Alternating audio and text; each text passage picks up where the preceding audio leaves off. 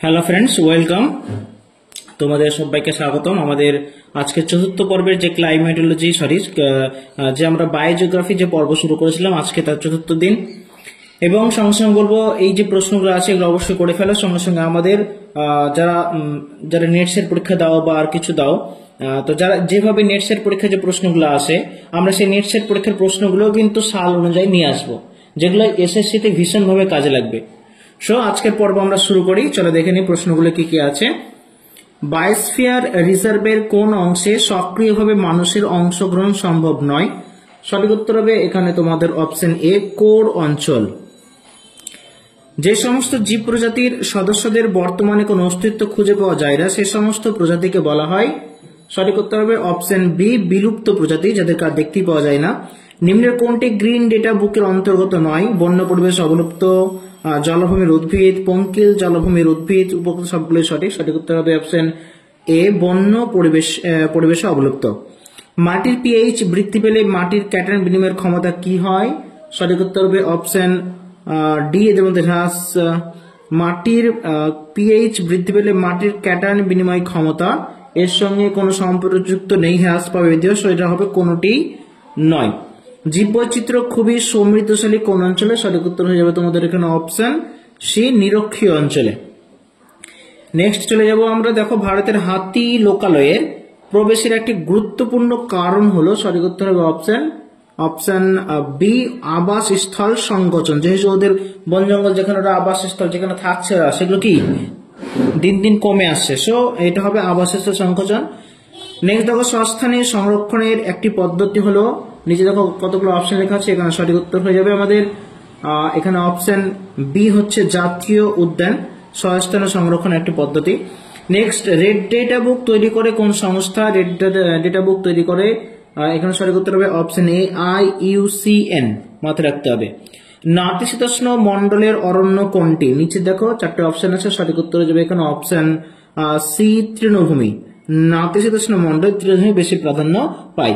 নিরক্ষীয় অরণ্য অঞ্চলের জলবায়ু কেমন? এটা আমরা সকলেই জানি, এটা হবে কি উষ্ণ ও আর্দ্র। এখানে বৃষ্টিপাতও বেশি, তাপমাত্রাও বেশি। নিরক্ষীয় চিরসবুজ অরণ্য আছে নিম্নের কোন দেশে? সঠিক উত্তর হয়ে যাবে এখানে অপশন ডি, ব্রাজিলে। ওকে, নিরক্ষীয় চিরসবুজ অরণ্যের একটি বৃক্ষের নাম হলো? সঠিক উত্তর হয়ে যাবে এখানে তোমাদের অপশন বি, মেহগনি। বাকি পাইন, ফার এগুলো কিন্তু সরলবর্গীয় অরণ্য। নিরক্ষীয় চিরসবুজ অরণ্যের আর এক নাম কি? আর এক নাম হয়ে যাবে এখানে সঠিক উত্তর হবে তোমাদের অপশন সি, চিরগোধূলি অঞ্চল। কারণ এখানে সূর্য প্রায় বন জঙ্গলের মধ্যে প্রবেশ করতেই পারে না, এতগুলো ঘন বা লম্বা লম্বা উদ্ভিদ। তাই ম্যানগ্রোভ অরণ্য কোথায় দেখা যায়? সঠিক উত্তর হয়ে যাবে অপশন এ, সমুদ্র উপকূলবর্তী অঞ্চলে। বিস্তৃত ক্রান্তীয় তৃণভূমি আছে এমন একটি দেশ হলো? সঠিক উত্তর অপশন ডি, ব্রাজিল। নেক্সট দেখো, ভেনেজুয়েলার ওরিনাকো নদী অববাহিকার ক্রান্তীয় তৃণভূমির নাম কি? সঠিক উত্তর হবে অপশন ডি, ল্যানোস। সামাজিক বনসৃজনের ধারণাটি NC এর সম্মেলনে কত সালে গৃহীত হয়? সঠিক উত্তর হবে অপশন ডি, 1976 খ্রিস্টাব্দে। নিউজিল্যান্ডের নাতিশীতোষ্ণ তৃণভূমির নাম কি? সঠিক উত্তর হবে অপশন ডি, কান্টারবেরি। নিউজিল্যান্ডে কান্টারবেরি। ওকে, অস্ট্রেলিয়ার ডাউন্স এবং আফ্রিকার ভেল্ট। হাংরি সয়েল কোন মৃত্তিকাকে বলা হয়? সঠিক উত্তর হবে অপশন বি, বেল মাটিকে। কারণ হাংরি কেন বলা হয়? কারণ এখানকার জল ধারণ ক্ষমতা খুবই কম বলে মাটির নিচে জলের অনুপ্রবেশ খুব বেশি হয়, তাই এটাকে হাংরি সয়েল বলা হয়। কঙ্কালসের মাটির বয়স কত বা কেমন? সঠিক উত্তর হবে অপশন এ, নবীন। কারণ এখানে এখনো সময় লাগবে তাকে পরিণত হতে গেলে। মাল হিউমাস সৃষ্টি হয় কিসের ফলে? সরলবর্গীয় উদ্ভিদের পাতার বিয়োজনের ফলে, তৃণ বা পর্ণমোচী উদ্ভিদের পাতার বিয়োজনের ফলে, গুল্ম জাতীয় উদ্ভিদের পাতার বিয়োজনের ফলে। উপরোক্ত কোনটি নয়? সঠিক উত্তর হবে এখানে অপশন বি, তৃণ বা পর্ণমোচী উদ্ভিদের পাতার বিয়োজনের ফলে। মাল হিউমাসের পিএইচ এর মান কত? মাল হিউমাসের পিএইচ এর মান হবে অপশন বি, 4.5 থেকে 6.5। মাল হিউমাস কোন মাটিতে দেখা যায়? সঠিক উত্তর হবে অপশন বি, পটজল মাটিতে। ভূপৃষ্ঠ থেকে পরিলেখের প্রথম স্তরটি ত্রিমাত্রিক রূপকে কি বলা হয়? সঠিক উত্তর হবে এখানে তোমাদের আগে আলোচনা করেছি, সঠিক উত্তর হবে এপিপেডন। নেক্সট, মাটির হিউমাস সমৃদ্ধ কালো বর্ণের স্তরকে কি বলা হয়? সঠিক উত্তর হবে অপশন সি, মলিক। মাটির হিউমাস সমৃদ্ধ কালো বর্ণের স্তরকে বলা হয় মলিক। স্টকার 1933 এর মত অনুসারে লবণাম্ব উদ্ভিদ কত প্রকার? সঠিক উত্তর হবে অপশন এ 3 প্রকার। স্টেইনার 1936 এর মত অনুসারে লবণাম্ব উদ্ভিদ কত প্রকার? স্টকারের 3 প্রকার, স্টেইনার কত প্রকার বলেছিলেন? সেখানে সঠিক উত্তর হবে অপশন এ 3 প্রকার, দুজনে 3 প্রকার বলেছিলেন। ডিউরি ক্রাস্ট দেখা যায় কোথায়? ডিউরি ক্রাস্ট দেখা যায়, সঠিক উত্তর হবে অপশন সি ক্রান্তীয় ও উপক্রান্তীয় অঞ্চলে। ক্যালসিয়াম কার্বনেট ও হিউমাস সমৃদ্ধ মৃত্তিকা হলো option A rendzina. Calcium carbonate ও হিউমাস সমৃদ্ধ মৃত্তিকা। পশ্চিমবঙ্গের ল্যাটেরাইট সমৃদ্ধ মালভূমি অঞ্চল কোথায় দেখা যায়? সঠিক উত্তর হবে অপশন সি ডিউরি ক্রাস্ট অঞ্চলে দেখা যায়। পশ্চিমবঙ্গের ল্যাটেরাইট সমৃদ্ধ মালভূমি অঞ্চলে দেখা যায় ডিউরি ক্রাস্ট। নেক্সট, ব্যাডল্যান্ড টোপোগ্রাফির উদাহরণ কোনটি? সঠিক উত্তর হবে এখানে অপশন সি চম্বল উপত্যকা। ব্যাডল্যান্ড টোপোগ্রাফির কোন জলবায়ুর অন্তর্গত? সঠিক উত্তর অপশন সি শুষ্ক জলবায়ু। র্যাভাইন হলো এক প্রকার হিমবাহের ক্ষয় পদ্ধতি, সমুদ্র তরঙ্গের ক্ষয় পদ্ধতি, মৃত্তিকা ক্ষয় পদ্ধতি, উপরোক্ত কোনটাই? সঠিক উত্তর হবে অপশন সি মৃত্তিকা ক্ষয় পদ্ধতি। ল্যাটেরাইট মাটির নামটি প্রথম উল্লেখ করেন কোন মৃত্তিকা বিজ্ঞানী? সঠিক উত্তর হবে অপশন ডি বিউকানন। ঋজুতাবিহীন কিছুটা বাঁকা চোরা, ঋজু মানে সোজা, সোজাবিহীন মানে কিছুটা বাঁকা চোরা ধরনের বৃক্ষের বিন্যাসকে কি বলা হয়? সঠিক উত্তর অপশন বি ক্রামহোলস। ক্রামহোলসের বিস্তার দেখা যায় কোথায়? সঠিক উত্তর হবে অপশন বি উত্তর আমেরিকার অ্যাপলেশিয়ান পর্বতের উচ্চ অংশে। নেক্সট, বাতাসের শুষ্কতাকে সহ্য করতে পারে না কোন ধরনের উদ্ভিদ? সঠিক উত্তর হবে অপশন এ হাইগ্রোফাইট উদ্ভিদ। ওকে, এবার হাইগ্রোফাইট মানে জলে থাকবে, তাই না? মাটির প্রাথমিক কণাগুলি যখন সমষ্টিতে পরিণত হয় তখন তাকে কি বলা হয়? সঠিক উত্তর অপশন বি পলিপেডন। কণাগুলি যখন সমষ্টি, অনেকগুলি কণা, পলি মানে আমরা জানি পলি মানে অনেকগুলো, মনো মানে 1, ডাই মানে 2, তাই না? তার মানে পলি মানে কি 2 এর বেশি বা 3 এর বেশি। বনাঞ্চলে মাটিতে বিশ্লেষিত জৈব পদার্থের স্তরটি কি নামে পরিচিত? সঠিক উত্তর হবে অপশন বি এইচ স্তর। বিশ্লেষিত জৈব পদার্থ হচ্ছে এইচ স্তর। 1952 সালে ভারত সরকার জাতীয় বননীতি ঘোষণা করেন, এটির রদবদল হয় কত সালে? সঠিক উত্তর হবে অপশন বি 1988 সালে। ভারতের কিছু কিছু রাজ্যের টাঙ্গিয়া নামে পরিচিত কোনটি? কৃষি কাভা, কৃষি বনায়ন, কৃষি বনায়ন প্রশাসন ব্যবস্থা, কোনটি নয়? সঠিক উত্তর হবে অপশন বি কৃষি বনায়ন। ভারতের প্রথম ফরেস্ট পলিসি কত সালে গৃহীত হয়? সঠিক উত্তর হবে অপশন এ 1894 সালে। ন্যাশনাল ফরেস্ট কমিশন কত সালে গঠিত হয়? সঠিক উত্তর হবে অপশন এ 2003 সালের 7 ফেব্রুয়ারি। National forest commission. Joint forest management বা জেএফএম পশ্চিমবঙ্গের কোথায় গড়ে তোলা হয়েছে? সঠিক উত্তর হবে অপশন এ আরাবাড়িতে। Institute for forest productivity IFP কোথায় অবস্থিত? সঠিক উত্তর option C Ranchi. Himalayan forest research institution HFRI কোথায় অবস্থিত? সঠিক উত্তর হবে এখানে তোমাদের option A Bengaluru. Rain forest research institute RFRI কোথায় অবস্থিত? সঠিক উত্তর হবে অপশন এ জোরহাটে। তারপর দেখো একটা ম্যাচিং আছে, তালিকা 1 এর সঙ্গে তালিকা 2 মেলাতে হবে। বাড়ির কাছে arid forest research institute of wood science and technology, institute of forest genetics and tree breeding, centre of social forestry and eco rehabilitation. ডান দিকে আছে বেঙ্গালুরু, যোধপুর, প্রয়াগরাজ, কোয়েম্বাটোর। মানে এদের সদর দপ্তর আসলে কোথায়? সঠিক উত্তর দেখে নাও, মিলিয়ে নাও ভালো করে। অপশন এ হবে সঠিক। দেখো, এরিড ফরেস্ট রিসার্চ ইনস্টিটিউট হচ্ছে যোধপুর, তারপরে institute of wood science and technology হচ্ছে Bengaluru, institute forest genetics and tree breeding হচ্ছে তোমার কোয়েম্বাটুর, এবং centre of social forestry and eco rehabilitation হচ্ছে প্রয়াগরাজ। নেক্সট দেখে চলে যাই, institute of forestry research and human research কোথায় অবস্থিত? সঠিক উত্তর হবে অপশন সি চিন্দওয়ারা।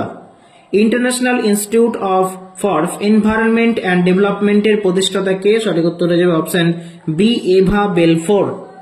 ভবিষ্যৎ প্রজন্মের প্রয়োজন মেটানোর ক্ষেত্রে কোনো প্রতিবন্ধকতা সৃষ্টি না করে বর্তমান প্রজন্মের চাহিদা মেটানোর জন্য যে পরিকল্পনা গৃহীত হয়েছে তাকে সুস্থায়ী উন্নয়ন বলে।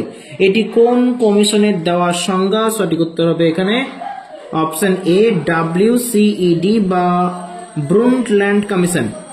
নেক্সট, WCED গঠিত হয় কত সালে? সঠিক উত্তর হবে অপশন এ 1983 সালে।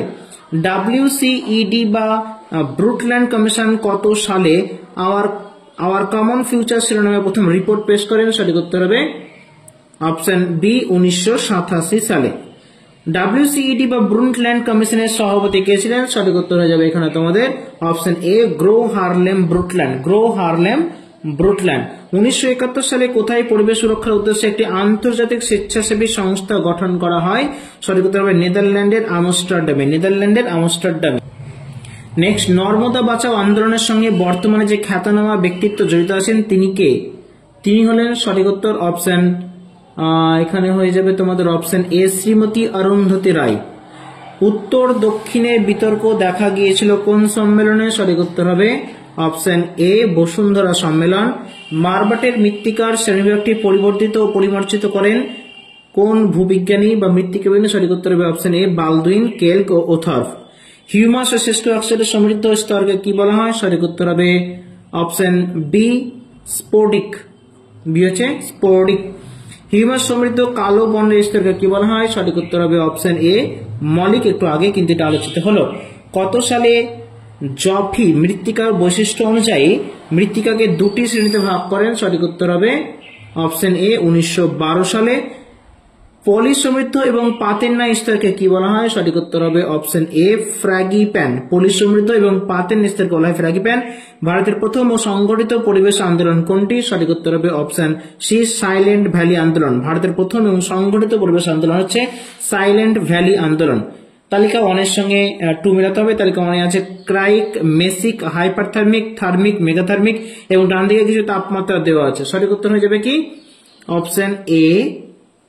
সঠিক উত্তর দেখো, ক্রাইক হচ্ছে তোমার 0 থেকে 8 ডিগ্রি সেন্টিগ্রেড, মেসিক হচ্ছে 8 ডিগ্রি থেকে 15 ডিগ্রি সেন্টিগ্রেড, তারপর হাইপারথার্মিক হচ্ছে 22 থেকে 28 ডিগ্রি সেন্টিগ্রেড, থার্মিক হচ্ছে 15 থেকে 22 ডিগ্রি সেন্টিগ্রেড এবং মেগাথার্মিক যেটা সেটা অবশ্যই 28 এর বেশি হবে, 28 ডিগ্রি সেন্টিগ্রেডের বেশি।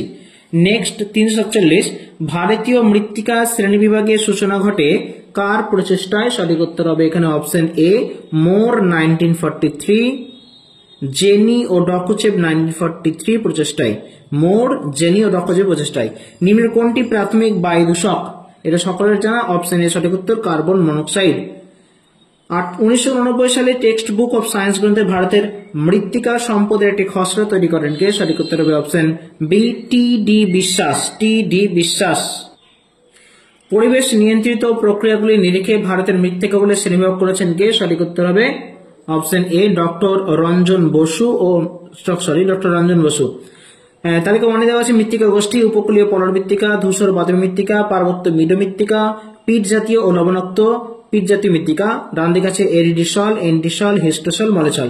সঠিক উত্তর হবে এখানে অপশন, ভালো করে বুঝে নাও, অপশন সি হবে। উপকূলীয় পলল মৃত্তিকা হচ্ছে তোমার এন্টিসল, ধূসর বাদামি মৃত্তিকা হচ্ছে এরিডিসল এবং সঙ্গে সঙ্গে পার্বত্য মৃদ মৃত্তিকা হচ্ছে মলিসল এবং পিট জাতীয় লবণাক্ত মৃত্তিকা হচ্ছে হিস্টোসল। মাথায় রেখে দাও। নেক্সট চলে আসবো, ভারতের নবীনতম বায়োস্ফিয়ার কোনটি? সঠিক উত্তর হবে অপশন সি পান্না। কোন দেশে বিজ্ঞানীরা প্রথম গ্রিন ডেটা বুক প্রকাশ করেন? সঠিক উত্তর হবে অপশন বি ইউক্রেন। কোন দেশে বিজ্ঞানী প্রথম গ্রিন ডেটা বুক প্রকাশ করেন? ইউক্রেন। সুন্দরী কি ধরনের উদ্ভিদ? সঠিক উত্তর হবে অপশন এ হ্যালোফাইট হচ্ছে সুন্দরী উদ্ভিদ। কোয়ার্টজ এবং অভ্র অপসৃত সাদা কর্দমময় স্তরকে কি বলা হয়? সঠিক উত্তর হবে অপশন বি প্যালিড স্তর। কোয়ার্টজ, অভ্র অপসৃত সাদা কর্দমময় স্তরকে বলে প্যালিড স্তর। ল্যাটেরাইট কি ধরনের মৃত্তিকা? ল্যাটেরাইট মৃত্তিকা হয়ে যাবে তোমাদের এখানে অপশন এ পেডালফার মৃত্তিকা, কারণ এখানে অ্যালুমিনিয়াম আর লোহার ভাগ বেশি থাকে। একটি প্রজাতির অপসারণ অন্যান্য প্রজাতির অবলুপ্তির কারণ হয়ে দাঁড়ালে তাকে কি বলা হয়? সঠিক উত্তর হবে অপশন সি ছদ্ম প্রভাব। Man and biosphere programme MAB প্রকল্পটি শুরু করে কোন সংস্থা? সঠিক উত্তর হবে অপশন এ ইউনেস্কো 1971। ভারতের প্রথম জীবমণ্ডল সংরক্ষণ অঞ্চলটি হলো? সঠিক উত্তর হবে এখানে অপশন এ 1986 সালের নীলগিরি জীবমণ্ডল সংরক্ষণ অঞ্চল। বর্তমানে ভারতে কটি জীবমণ্ডল সংরক্ষণ অঞ্চল রয়েছে? সঠিক উত্তর হবে অপশন ডি 18টি।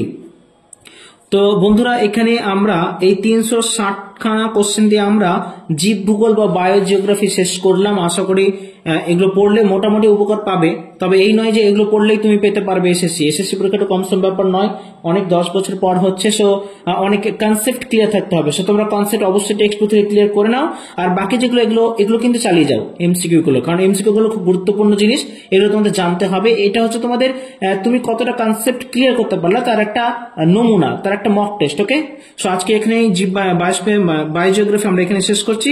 পরে আমরা নেক্সট টপিক নিয়ে নতুন টপিক নিয়ে হাজির হবো। ততক্ষণে গুড বাই, ভালো থেকো, সুস্থ থেকো।